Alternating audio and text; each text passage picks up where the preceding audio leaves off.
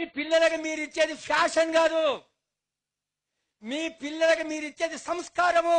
సంస్కారం అంటే చెప్తున్నాను, తల్లిదండ్రికి దండం పెట్టడం. తల్లి చెప్పదు.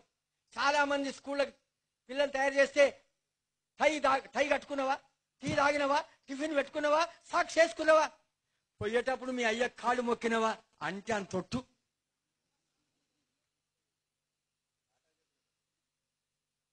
అరే ఈయన అడుగుతాడుగా మొగాయన, అరే మ్యాథ్స్ నేను వచ్చినాయి, సైన్స్ నేను వచ్చినాయి, హిస్టరీ జాగ్రఫీ వచ్చినాయి, సోషల్ స్టడీ నేను వచ్చినాయి. అరే పోయేటప్పుడు మీ అమ్మకి దండం పెట్టిపోరా. అరే ఎవడన్నా రాసుకుని చెక్ మీద సిగ్నేచర్ పెట్టడానికి పెన్ ఇస్తే మనం ఏమంటామయ్యా, థ్యాంక్స్ అంటామా? అనకపోతే వాడు ముఖం చూస్తాడు, వీడికి సంస్కారం లేనట్లుందని.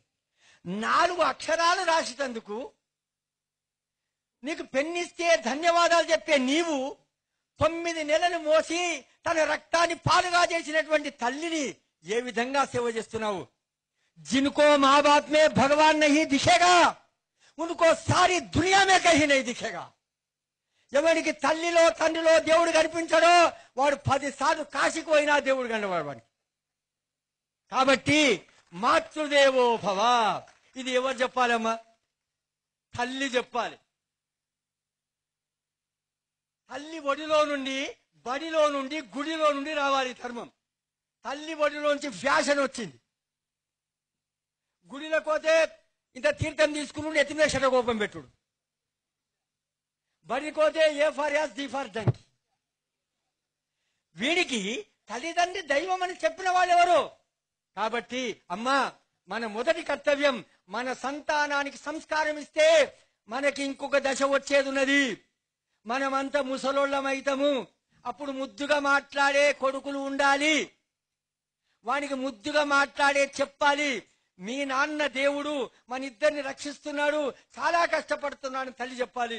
తండ్రి చెప్పాలి, మీ అమ్మ దేవత, మనం ఇద్దరం ఇప్పటివరకు అనుకున్నాము, ఆమె వంట చేసి పెట్టిందని తండ్రి చెప్పితే ఇది అవగాహన అంటారు. ఇప్పుడు అవగాహన కొరకు మీటింగులు పెడుతున్నారు మా వాళ్ళు, పెద్ద పెద్ద ఏసీ రూమ్లల్లో. అదేముందో మ్యూచువల్ అండర్స్టాండ్ అట.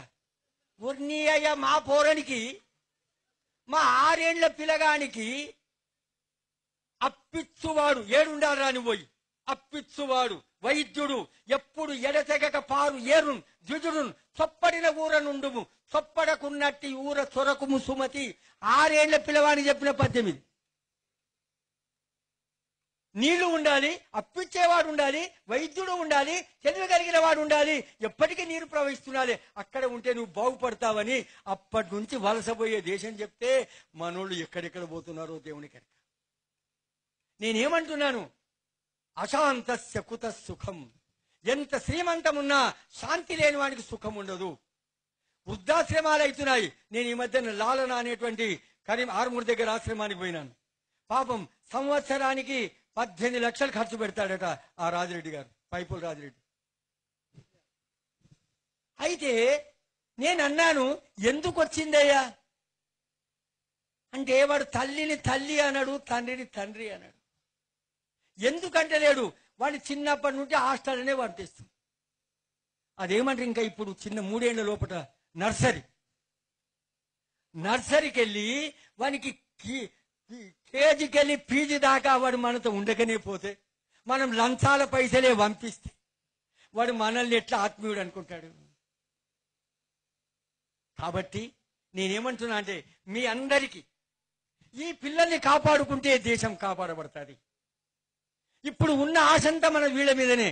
కాబట్టి మనమందరం కూడా ఎక్కడైనా ఎప్పుడైనా పిల్లలకి ధర్మాన్ని చెప్పి ఆర్థికంగా వాళ్ళని ఆదుకొని ప్రయత్నం చేస్తే మన భగవంతుడు మన జీవితాన్ని కుదార్చుగా చేస్తాడని ఈ అవకాశం ఇచ్చిన మీ అందరికీ నమస్కరిస్తూ